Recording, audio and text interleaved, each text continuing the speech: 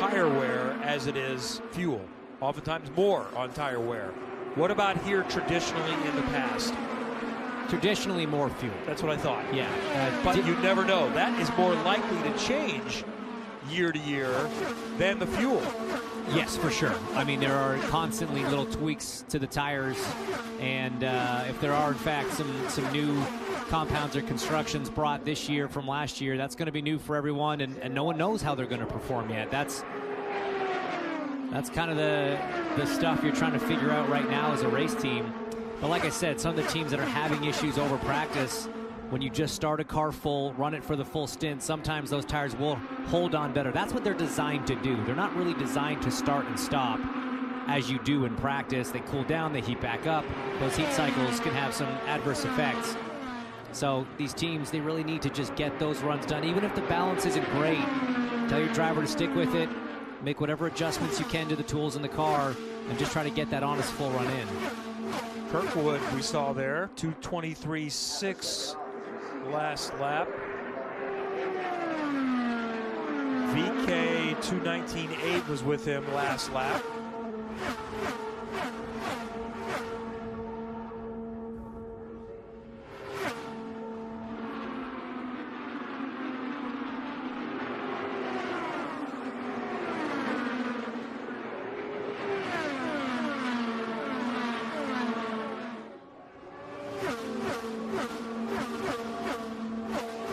God, I love that sound. I love that shot.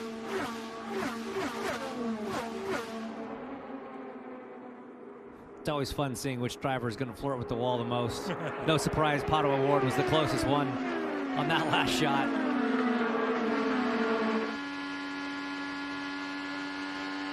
You know, we've talked a lot about the steering wheels today, and maybe you've noticed as we've gone to different onboards, the different styles and shapes even of steering wheels between the drivers. Here on board with Pato O'Ward, what you're looking at, that's the sort of standard Cosworth steering wheel. That is... In front of you is Helio, Newgarden, Daly, Carpenter. A little bit of an update there from his spotter on who he's running with. Important to know as a driver. But yeah, Pato's sticking with the Cosworth wheel. That's made by the company that makes a lot of the electronics on the car. It's a standard wheel. You actually see it in some other race cars, some prototypes that use the same electronic systems, some of the same components. Then you'll see completely custom wheels from whether it's Andretti Autosport, Penske Racing, Rahal Letterman Lanigan Racing, but then occasionally you'll see wheels like you see on Scott Dixon's car at Ganassi, and I think uniquely Scott Dixon's at Ganassi, which is a good old-fashioned circular wheel, a good old-fashioned round one. You don't really see those in open-wheel cars much anymore, and even in prototypes and GT cars you see them less and less. But Max Pappas, IndyCar steward, owns his own steering wheel manufacturing company. Very popular in the stock car, sprint car, go-kart world. Trying to break into open wheel, and Scott Dixon uses a Max Pappas Innovations wheel that is completely round, and then all the dash and electronics are put onto it. So it's all a driver preference on that side of things. Look who just jumped to P3, Simon Pagenaud, just shy of 2:29. And let's go back and check out Joseph Newgarden's last lap with some traffic ahead of him.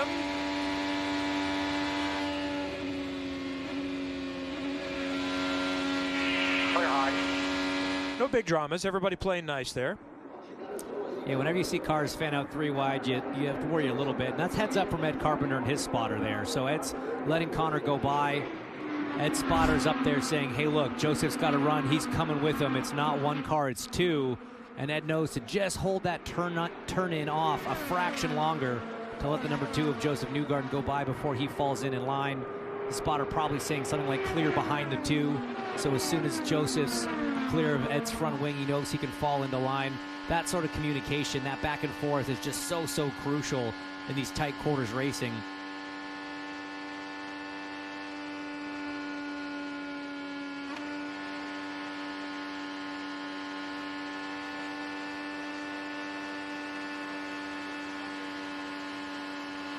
That's R.C. Enerson in the pits.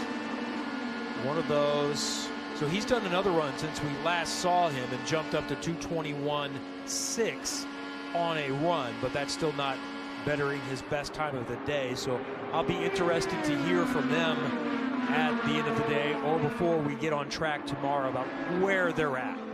Again, yesterday I think ticked off the boxes. They're learning things. Today is when you start to try to find speed. And it's one thing to be in the ballpark. That last tenth or two that you need to have a fighting chance is probably a little harder. It's a lot harder. You know, you start getting into those details. We've talked so much about it.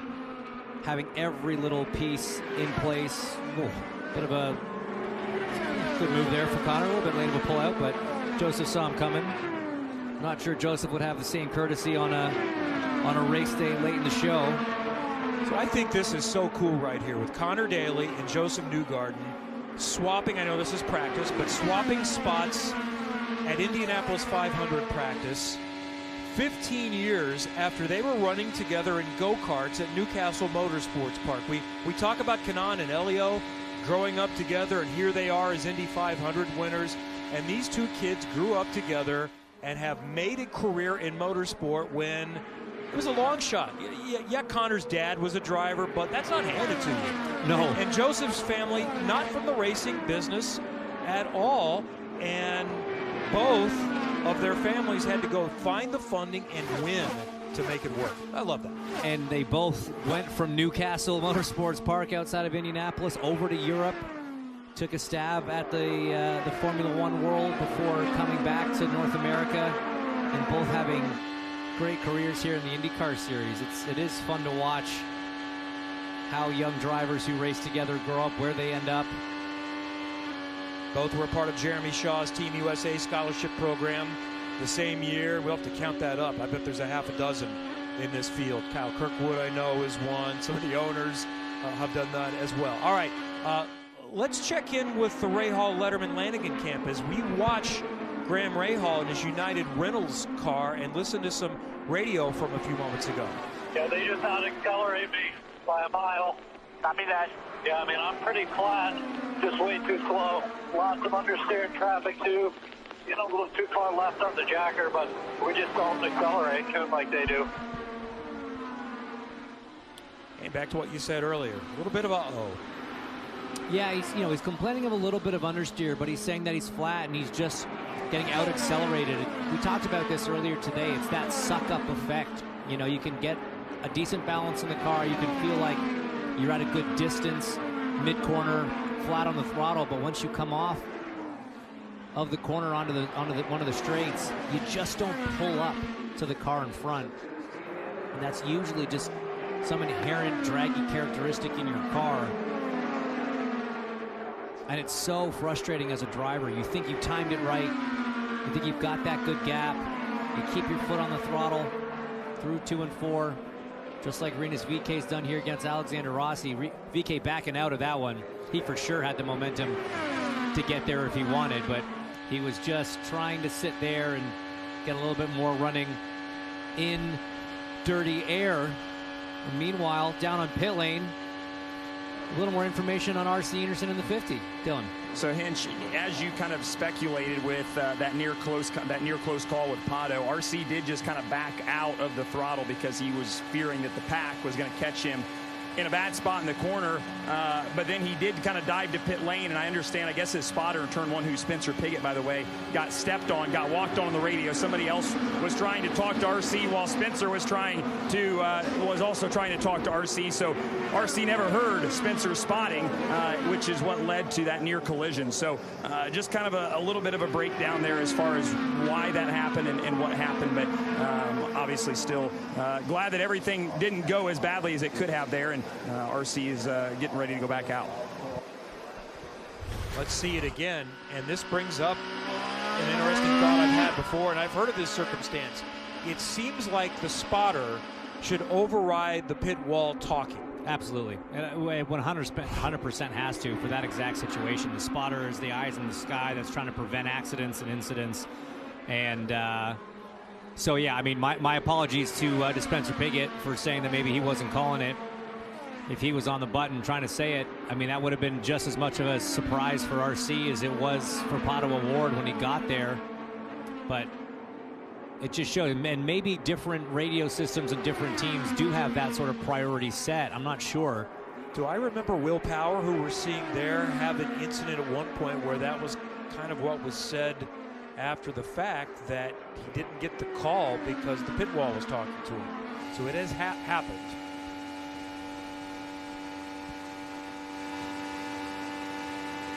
Yeah, you see, you listen, Will Power flat out, Rinus VeeKay catching him with a run, backs out of it, and then immediately, I think that was Alex Rossi behind him on track. Just had to last minute pull out of Rinus's slipstream as he lifted off the throttle. So Rinus not wanting to lead this pack, content to sit back there in the dirty air. Rossi now, bit of a lift from Power to get him in there. See that he's first on the no-toe rankings at the minute. Has been for quite some time. Set that time in the heat of the day. Very strong performance for a single car at that time of day. See if Rinus is going to make the move here. Rinus looks good, man. He's been able to get up to the back of a lot of cars. He's not making as many passes. He's not following through on as many passes as I believe he could be making right now.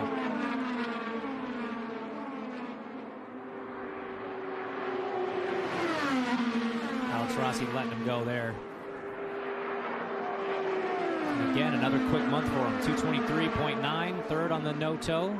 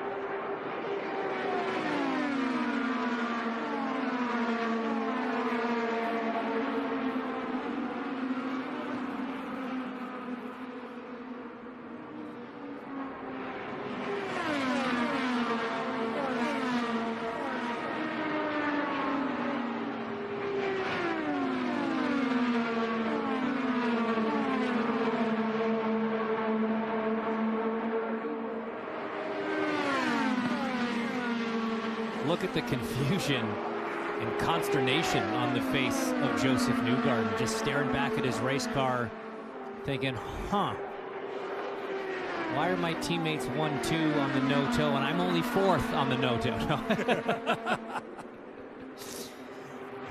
Clearly not super thrilled with the car in traffic. You've got to think he's looking for a little something more. He's P18 on the overall charts right now. Power P4. Scott McLaughlin P21. That's the Team Penske roundup. As we see a few more cars joining the fight, getting that group a bit bigger, and falling down to 9. So we're up to 12 now cars on track. Elio Castroneves chasing down Callum Ilott there. It's good to see Callum out there pumping out laps. Speaking of pumping out laps, McLarens have been getting some laps done. Alexander Rossi has turned the most of the day at 154. Felix Rosenquist, both cars in shot there, just ahead at 151. These guys looking at clocking up an entire race distance by the end of the day at this rate. Got another one exiting.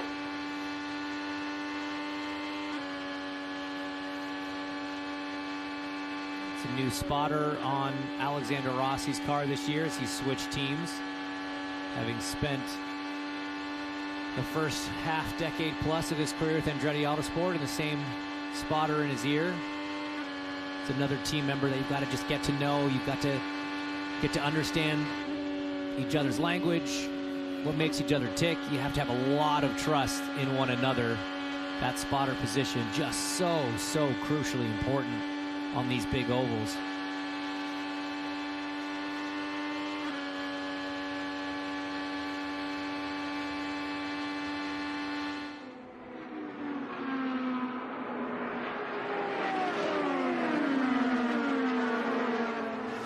inside the final 30 minutes of this 6-hour session.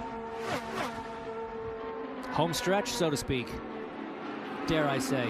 The big speed of the day came on the 20th lap of 80 completed by Marcus Ericsson. Scott Dixon did his later on. Dixon has been parked for a while. Is he out there anywhere in the last little while? But he did that big number on lap 76 of 77 of the day. Pagenaud did his not that long ago.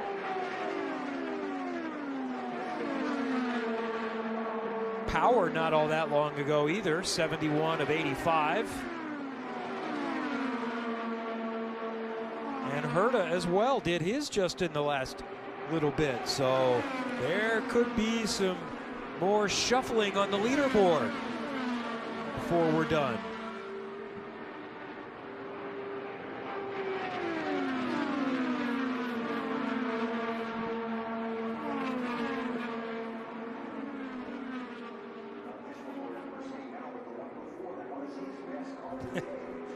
There's dueling willpower heads, one larger than the other. I feel like she has multiple giant willpower heads because I've seen other ones that are a different look. Different hats. Well, that one's got a hat. That one's got a P1. Is that the P1 award? Yeah. Which is appropriate for willpower. It is. He wears that one a lot. It makes it impossible to know which race it's from because he's had so many of those. Yeah, it'd be fun to see one from a screenshot of his Indy 500 celebration. And by funny, I mean absolutely terrifying. So perfect willpower. It was absolutely quintessential will. Loved it. Oh. Late move there from Connor Daly. Jack Harvey says, no, sir. Those two racing like they will on race day. That's the kind of move that Jack Harvey's going to expect to have to pull. Closing the door on Connor Daly there. RC Enerson just found a little bit of speed. 224.839 that last time, and now better the next time. 225.1. And with that, that means that RLL cars are 33 and 34 and 31. Jack Harvey, though, is running in a nice pack, and he's 19, so they got some pace out of that car right there. Custom Entertainment number 30. That does make you feel a little better. And he was 11th yesterday.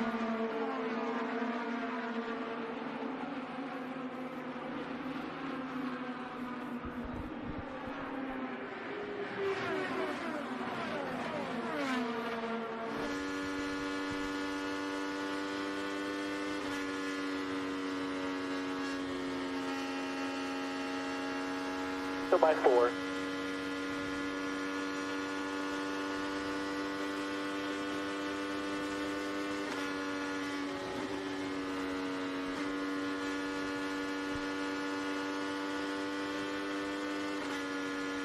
We saw Joseph Newgarden on the stand just a moment ago. Now we will see him talk to Dylan Welch. Yes, we finally caught up with him. He's been a busy guy today. So you guys are done. 30 minutes to go here. What'd you learn? What do you like about your race car today? Well, I learned the traditional Indianapolis deal where every day is different. You know, I mean, it's so true. Every day is a different challenge, and you know, you're trying to log the memory book so that, you know, if there's a day like today, this is what we're going to be doing, and that's how Indy works. You know, every little thing counts. Track conditions as far as the temperature on the track, the ambient, the wind conditions, what wind direction it is. So I think, you know, every day you're just trying to log that in your book. Today we did a lot of Q work. You know, we were out here early just trying to understand, get ahead of what's going to be coming tomorrow and Fast Friday, and then we did a little bit of race running here on kind of the used tires. And, you know, it wasn't as good as yesterday, but it was hotter today too, and I think, you know, people will struggle with that as we work to race day. When the track gets hotter, it's tougher, and you know, we're just going to be try and be as prepared as we can in the shell car. All right, I understand we have some video that I'm going to show you here, and I need to get your reaction on this. Okay, this is a puzzled. Hinch says you look confused. What's going through your head here? You know, that is today's Thursday, and I don't know why the car doesn't feel as good today, but that is Indy. You know, it doesn't take much for this car to move around, for every car to move around.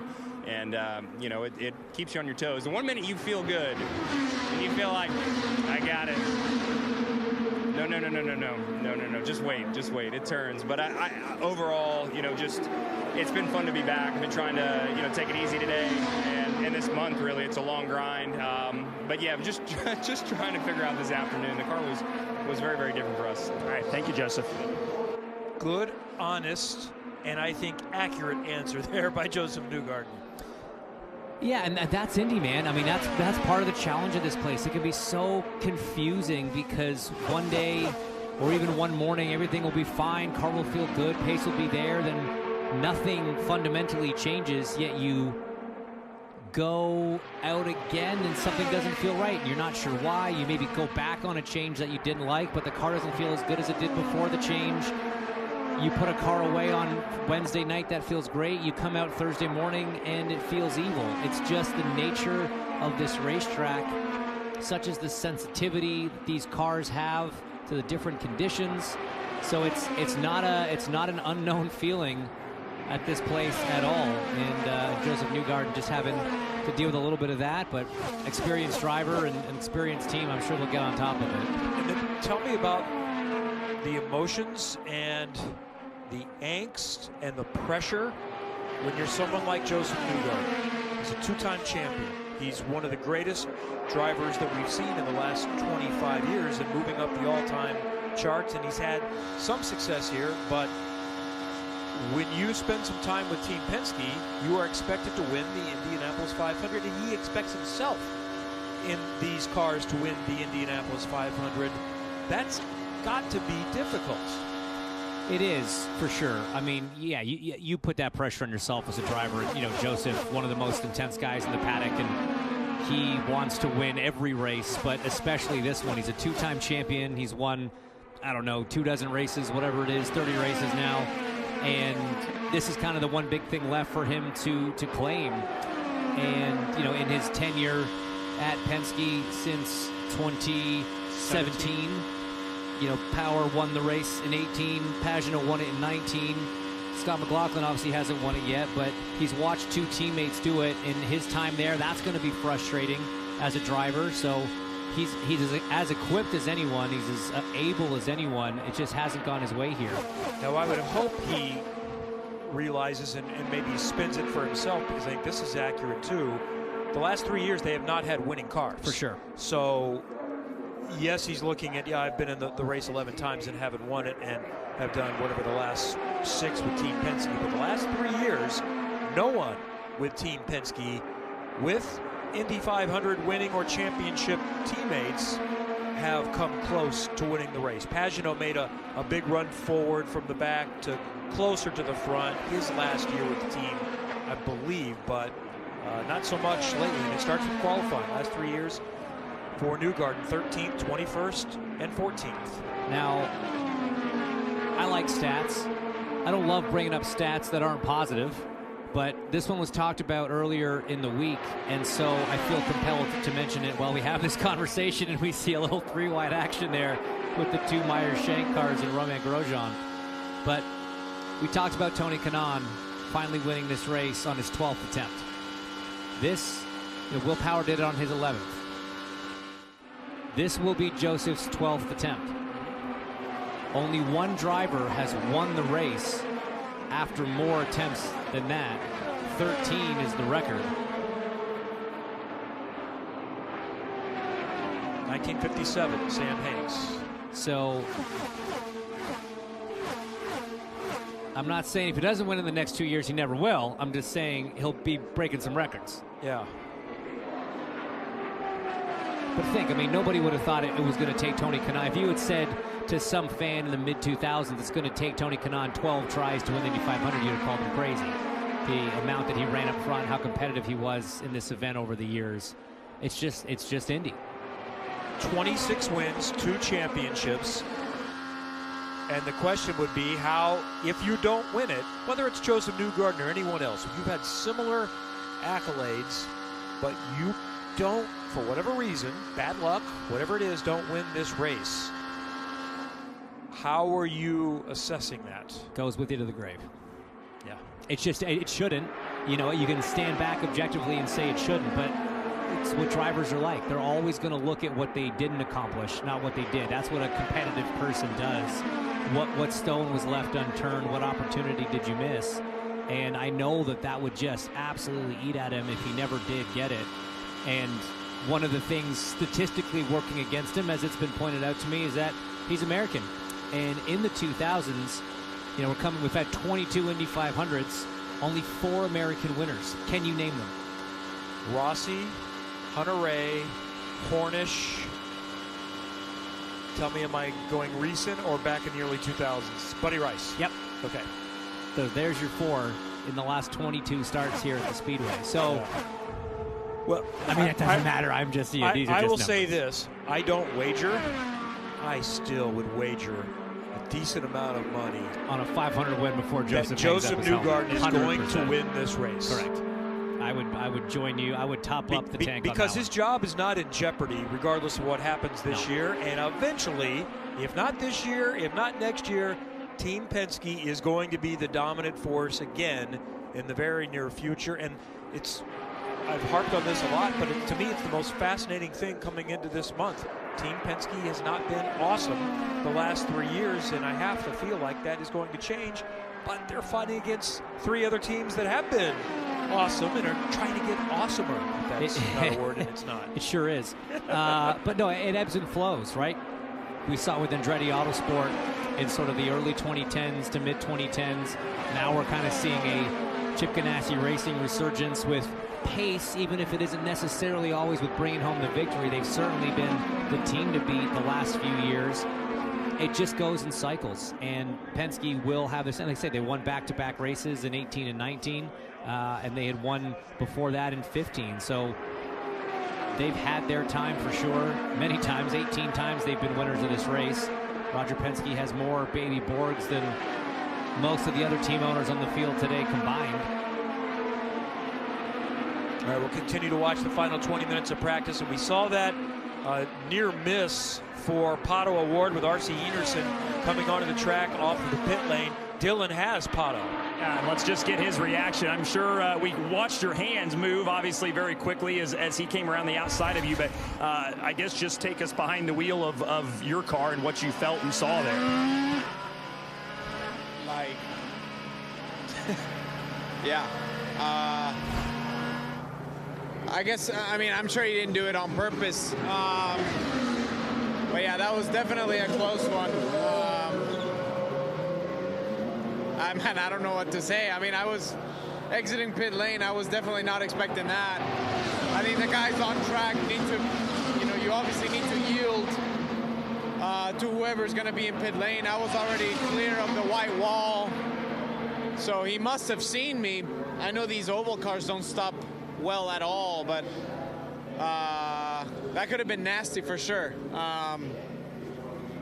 Yeah, I don't know what to say. No, and we just wanted your perspective on it. You guys are done for the day here with the final 17 minutes or so to go. What did you feel in your race car today? What do you like about what it's doing? Yeah, we're not quite there. The aero bits seem to have done nothing for racing. So obviously it's not ideal for when you're running 10th or 11th in a pack. You can't do anything. Even when you're 6th and 7th, you can't do anything. Only the first 2 lead cars can be kind of overtaking each other, and maybe a third car can join the party. But other than that, it's pretty much a follow the leader situation. Can't do anything as far as like break through that bubble or not even just pull out to pass or anything like that? What do you mean? Like whenever you're stuck in line? You're behind, yeah. I mean, if you pull out the bubble, you're going to get freight trained, and the guys in front of you are getting towed, so you're not able to suck up to them like if you were sucking up to a lead car. But yeah, I mean, obviously it's not. Would have loved to have seen, you know, just a step in that, because I feel like, you know, even if you've got one of the best cars or a solid car, if you're stuck in a train, doesn't matter if the 2 cars in front of you are lead cars, but if there's, you know, 10 lappers, for instance, in a race, you can't do anything. So, yeah, no change for what 21 and 22 have been. All right, thank you, Pato. Interesting perspective, guys. Thank you, Dylan. Good work today, getting a lot of steps in. You've got help coming tomorrow. I'll be down there to join you. And I also wanted to take a moment to thank the drivers and the teams for this because Dylan and Nate have talked to many drivers 2, 3, sometimes 4 times, and they're working. And we're always appreciative of that, to share their perspective, and it's not just doing us a favor, it's doing the fans a favor and letting us know what's going on. And that is what is great about motorsport, because you, Hinch, the drivers are all really accessible to just share the story, bring us all inside. Hey, we're here for the fans, guys. That's the only reason we get to do this. And I think we've got 33 of the 34 over the last couple of days. And we're on our way to find the 34th. Get Jack Harvey on the air, Dylan. Yes, that's the plan. All right. Is that the last guy, Dylan? I think he's the very last one. I think Benjamin Peterson was during the rain delay on Tuesday, but I'm going to count that. No, that's that counts. This week. So before we even get to Fast Friday, we want all 34 on the air. Plus, we've had Marcus Armstrong. I'm sure we've had other former Kyle drivers. Larson. Kyle Larson, yeah, one of the drivers in next year's field. So that counts. We got one off of 2024. We're just getting ahead on our homework for 2024. We've had Michael Andretti on. We've had Chip Ganassi on. We've not had Spencer Pigot on the air. He's working. He's up in the turn one. But we have heard from Spencer Pigot on the radio. We have. And again, he was spotting for RC Anderson. He was trying to tell him that there was a car coming out on pit lane, so that one wasn't on him. There was an issue with the radio priority. Spencer, of course, a former driver in the IndyCar series. Had some success here, got up on the podium, knows his stuff. Drove a lot of fast cars with Ed Carpenter Racing. Yeah, great guy to have up in your ear if you're RC Anderson trying to make your first 500 start. And he works with Abel Motorsports on a regular basis. He's the driver coach for Jacob Abel, their Indy Next driver.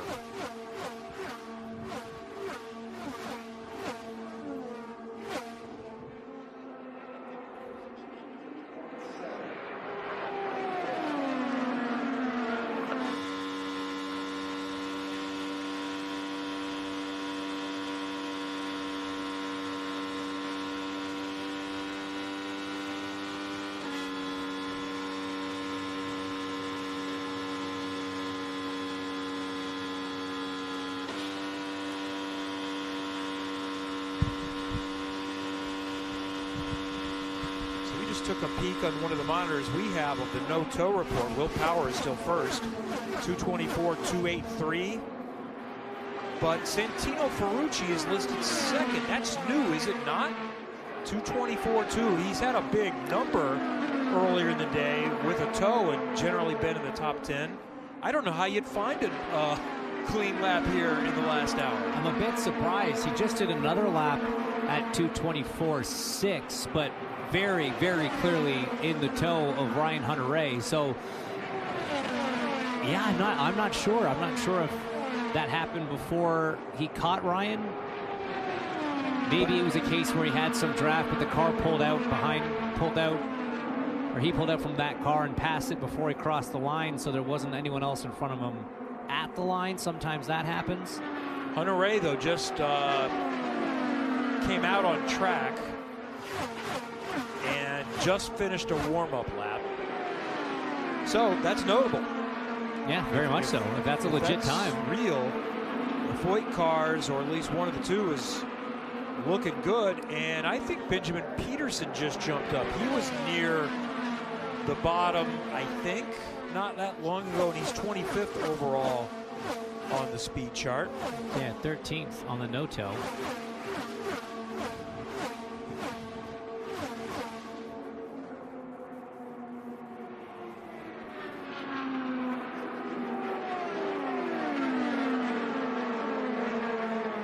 To be fair, even Marcus Ericsson, last time I thought we looked, wasn't it Will Power? I know Marcus has been at the top of the tow speeds, but that just changed right now. Relatively new to the top of the no-tow. So you can see him right there. He is in turn 3. No one else is within about, a quarter of a track. Cool. So you can find a clean lap. A little bit of wash up there from. So now the question would be, is in these slightly cooler conditions, what's the track temp now? It's dropped back to 106. Is this applicable, even though it's the same temperature? Is it all the same as we might see at 11:30 in the morning? Is it all about track temp, or does the angle of the sun and things like that come into play? No, I think track temp and wind direction and speed are the big hitters.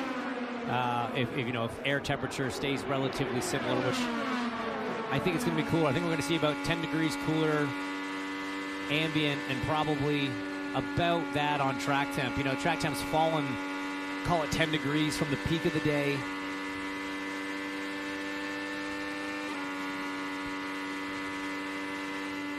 So still something to learn, but yeah, obviously most of these cars are out here doing race running and track conditions that we will not see on race day, I hope.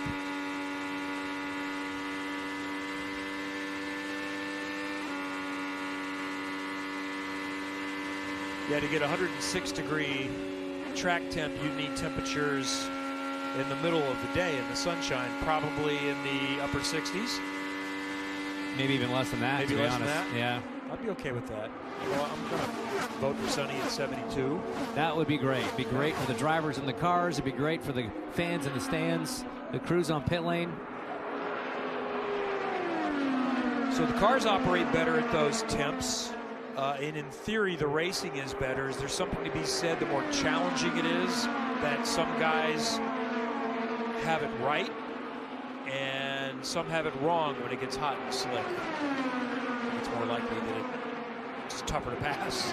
Definitely. It's definitely going to be tougher to pass. But, at the same time, that's the conditions you're going to be racing in. You want to be tuning your car for the most difficult possible conditions, because then if conditions change for the better and give you more downforce and give you more grip, then your car's just going to be that much better still. So it's often in these race runs, you'll see teams trying to run a little bit less downforce, maybe just a step and a half than what they think they might race on race day, to give that simulated feeling of being a little bit further back in that train. So if you're running out there with only 2, 3, 4 cars, you might trim a bit of downforce and try and simulate being back in the 8th, 9th, 10th range, just to work on the mechanical balance of the car, the mechanical grip.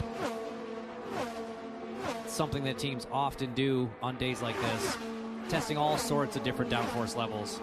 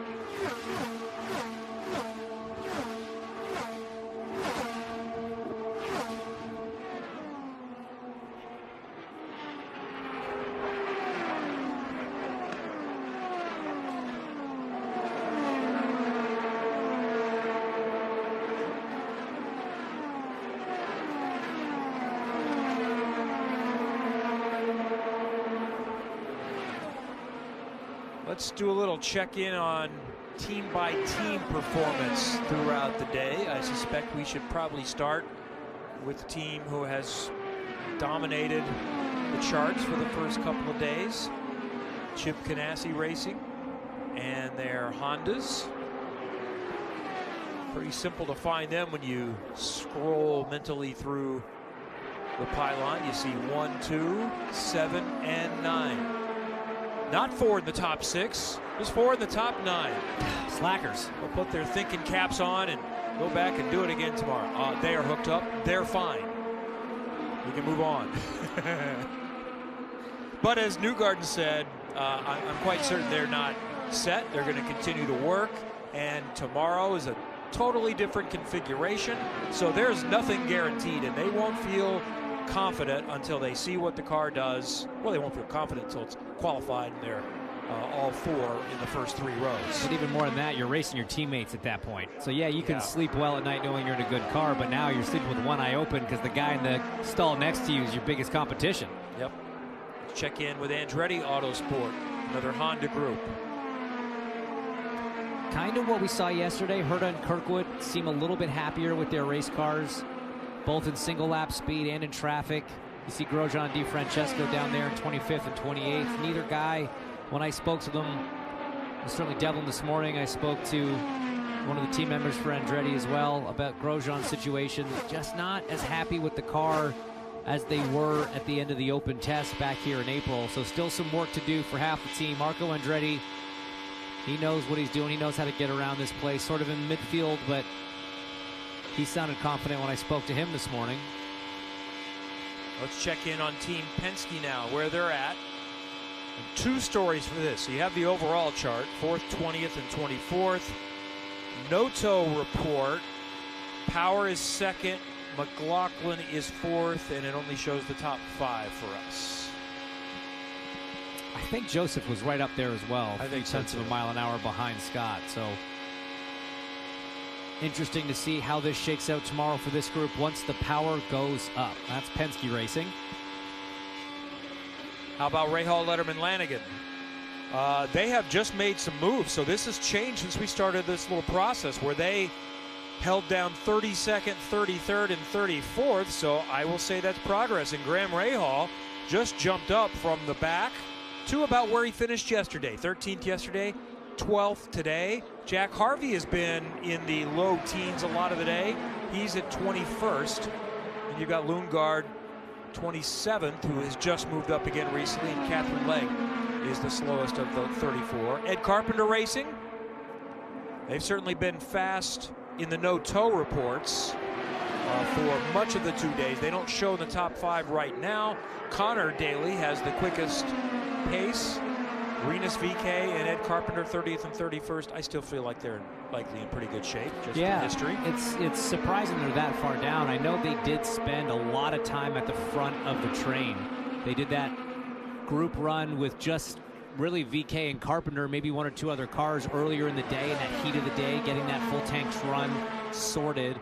And then even when I saw especially VK out there this afternoon, late this afternoon, he was always sort of near the front, and you're not going to get a big tow time doing that. So not super surprising to see them there on those charts, but I imagine they're in much better shape on the no-tows.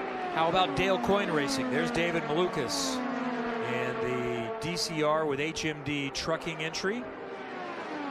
Rookie Stingray Rob, just a touch quicker time today than Malukas. Arrow McLaren, we have had a lot of opportunity to chat with their drivers throughout the day. Certainly have spent some time with Pato O'Ward, Alexander Rossi, and Tony Kanaan. And they've been working on race running. If they did a qual sim, it was early on in the day, so they were looking for traffic. I liked that they had the desire to be out there in the heat of the day, but just couldn't find anyone to come play with them. But great to see the consistency across that team. 4 cars within 8 different positions in the sharp half of it. AJ Foyt Racing. Santino Ferrucci also 3rd on the no-tow report with something not long ago in that car. And Benjamin Peterson 26th overall. And Meyer Shank Racing with their 2-car program, former winner. Simon Pagenaud found a good lap here in happy hour for 3rd, and Elio Castroneves mid-pack on the speed charts in 18th. Just saw a little adjustment on the wheel to one of the engine maps for Elio Castroneves. He's kind of out there running by himself. He's got a few cars behind him, and I wonder if he's maybe just testing out some different fuel maps. Got some clear running. You switch from one map to another, let the engineers see what kind of the MPG miles per gallon rate is in different maps when you're running out front. They're down to 4 cars, I think, still on the track, and one of them is the guy we wanted to talk to. Jack Harvey ran till the end of the day, so we're going to wait until tomorrow before we cross Jack off. Or are we going to make We've only been here 6 hours. We're going to hang on. We're going to do 15 minutes. No, we're not. We're doing the post race. We also did get Jacob Abel on, so we got an Indy Next driver on as well. Yep. A future Indy. We're going into our like 2026 homework now. And there it is, ladies and gentlemen. Third day of the week.